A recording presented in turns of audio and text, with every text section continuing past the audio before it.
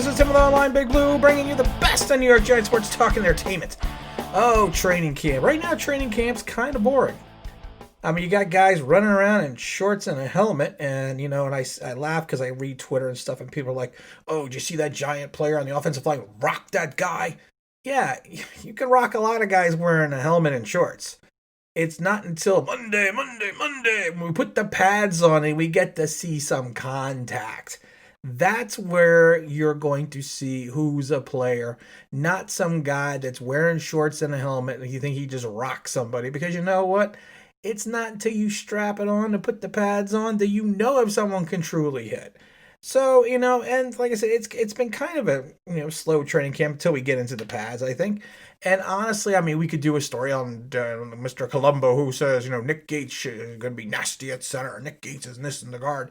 You know what? How about Nick Gates just win a job on the line? I don't want to keep hearing how nasty he is. I want to hear Nick Gates will be our starting center. Nick Gates will be a starting tackle. Nick Gates will be a starting guard. That's what I want to hear. I don't want to hear how nasty he is. Let him win a job. I've never seen a team sometimes that gets so obsessed with people that haven't done anything and haven't won a job yet. Win a job, and then we'll talk about how awesome. Then we'll induct Nick Gates into the Pro Football Hall of Fame. But I was thinking today, I don't like to usually talk trades because, there's not a lot of trades in the NFL.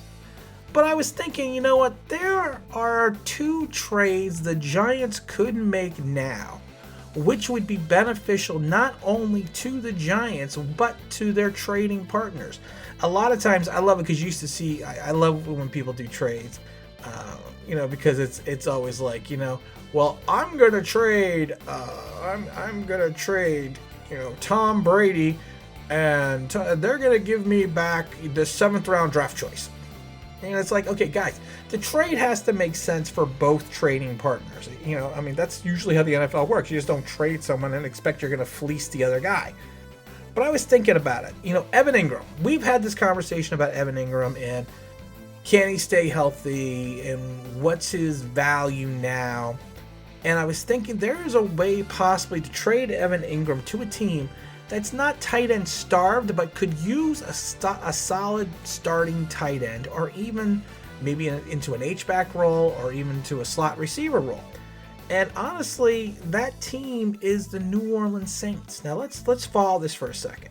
The Saints right now have Jared Cook, who's 32 years old, starting. They are converting Tommy Stevens. He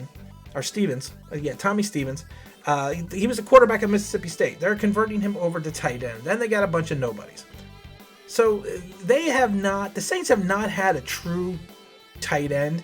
And I don't mean true tight end in reference to blocking and everything, but a true pass catching tight end who could really separate from the pack and go down the seam since Jimmy Graham. And you know what? Drew Brees is not getting any younger. So if they're going to make a run, now is the time to make the run. So someone like Evan Engram could fit right into the Saints system. They can also, like I said, they could use him as an H-back. They could drop him in the slot. And with their receiving cores and running backs, if you pick up someone like Evan Engram doesn't have to be a focal point. That's the beauty of it. When you have Evan Engram as like a fourth option in that offense, I mean, he literally could be phenomenal if he stays healthy. But the question is, who could the Giants get back from the Saints that would make sense? Because then we're going to have to rely on Caden Smith. We're going to have to rely on the tight end we got over from the San Francisco tight end who's 12'7". I can never remember his name. But I was thinking about who could we get that would make sense for the trade. Then it dawned on me. Traquan Smith, the wide receiver, 6'2", 210 pounds out of UCF. We have a UCF alum in the house, so it's interesting. So we've seen him play, and Traquan, he had a good first rookie season with 28 catches, 427 yards, 15.3. He had the 62-yard bomb with 5 touchdowns. Played 15, started 7.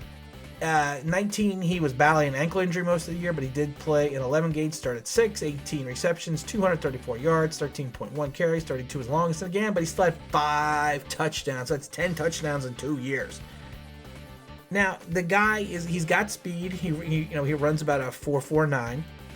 And it's interesting because at 18, before he was selected, when 18 he was selected in third round, 91st overall for the Saints.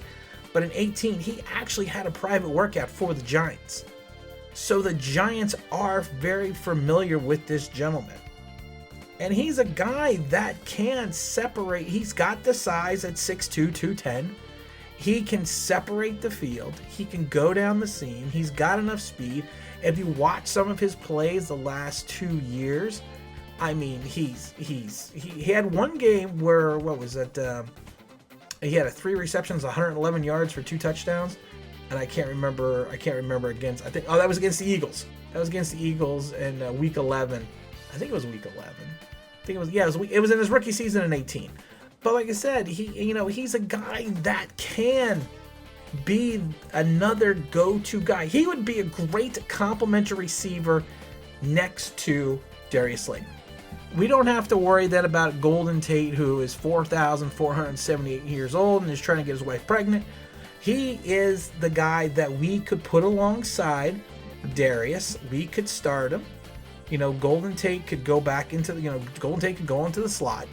He's only on a 4-year, $3.4 million deal. So he'll be in his 3rd year of his rookie contract.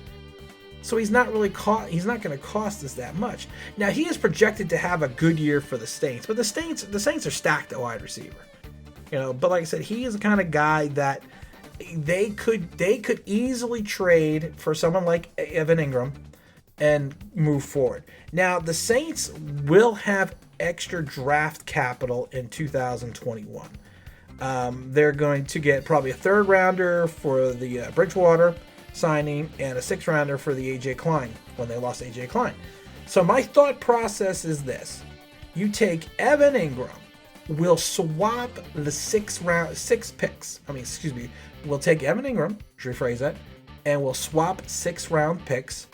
And then what we'll do is the Giants will get Traquan Smith and a conditional 4th rounder, potentially a 3rd rounder on, basically on his performance base. So if he blossoms under the Giants get a 4th round pick.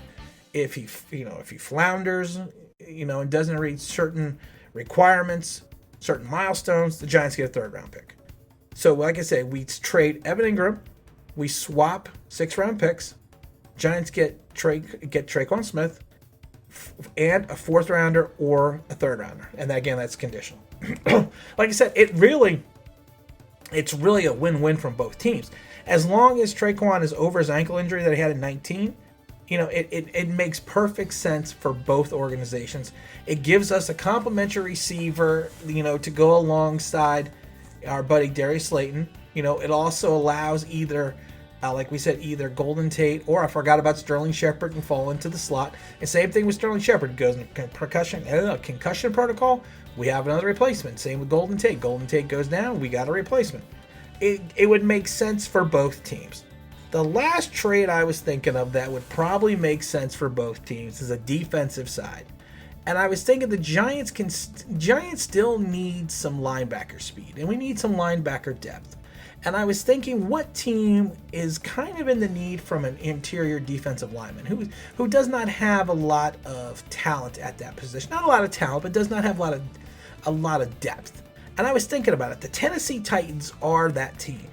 The Tennessee Titans could use a player like B.J. Hill, who can switch between defensive tackle and defensive end at 6'3", 311 pounds. The Giants right now have a plethora of defensive tackles, even going back to signing Austin Johnson. So I was thinking to myself, the Titans have a fantastic linebacker core, no doubt about it. But they have a guy in the linebacker core which I'm kind of interested in, and I've kind of been interested in for a little while, and that is David Long. Now, most people are going to be like, who the hell is David Long? David Long was their 6th-round draft choice. And David Long, of course, played at West Virginia. He was a 3-year starter. He had 252 tackles in West Virginia, 40 tackles for losses. 2018, he was the Big 12 Defensive Player of the Year. He led the Mountaineers in tackling, during his final collegiate season with them. So you know what? He's a guy that is, is he a big guy? No, he's not. He's not what I refer to as a big guy. He's only 5'11", 227 pounds. But he's a guy that has speed, and he's a guy that has the ability for finding the ball carrier. I'm not saying that. I'm going to say this right now. I am not saying that Ryan Conley is not coming back from his injury, and I'm not saying that Ryan Conley is not going to be a stud, but David Long is the type of player that we could use right now. He'll add speed to the linebacking core. While he played sparingly in Tennessee last year. I mean, let's be honest. He wasn't racking up. He wasn't racking up the starts in his first season with the Tennessee Titans. That is definitely for sure. But he did play in 14 games, no starts. He had a forced fumble. He had 15 tackles combined, 9 solo, 6 assists, and actually 2 tackles for losses. But it was in the playoffs last year, and a lot of people do not remember. Out of the 3 playoff games for Tennessee, he started one of the games. And he had a combined, for those 3 games, combined 13 tackles, 10 solo, 3 assists, 2 tackles for losses. So, you know what? He's a kind of guy that if you get him on the field, good things can happen. And he's the kind of guy that has the speed. Now, I know what you're going to say. We have David Mayo. We have, Ryan Conley coming back. We have Blake Martinez. Do we really need him? I know he's listed as an inside linebacker, but I think he could play the outside. And I think he's got the type of speed that can hold the edge. And we need speed in the linebacking position. I mean, outside of Blake Martinez, who's not a burner, we don't have a plethora of speed. So he would fill again in both, 2 needs. He could potentially be a starter. He could potentially come in as a backup. But again, he could also be a special teams player.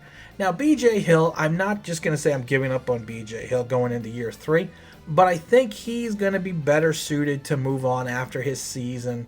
And last year, after his rookie season, he regressed a little bit. So my thing is this: let's take B.J. Hill, let's send him over to Tennessee for David Long, and let's say Tennessee throws in a 6th-round draft choice. So we'll get David Long, a 6th-rounder for B.J. Hill. B.J. Hill gets out of New York. We can then sign Dalvin Tomlinson. We can still have Dalvin Tomlinson. We could also have Leonard Williams, Austin Johnson.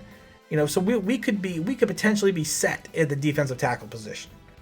And like I said, then we can get a linebacker who has enough speed to cover, has the ability to go after the ball carrier, and has a knack for getting guys behind the line of scrimmage.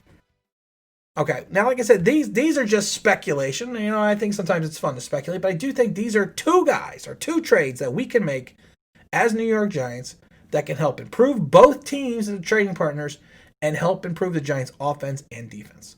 And again, this is Tim with Online Big Blue, bringing you the best of New York Giants sports talk and entertainment. And as always, if you could subscribe, if you could ring that bell, I think you know what that means. That'd be awesome.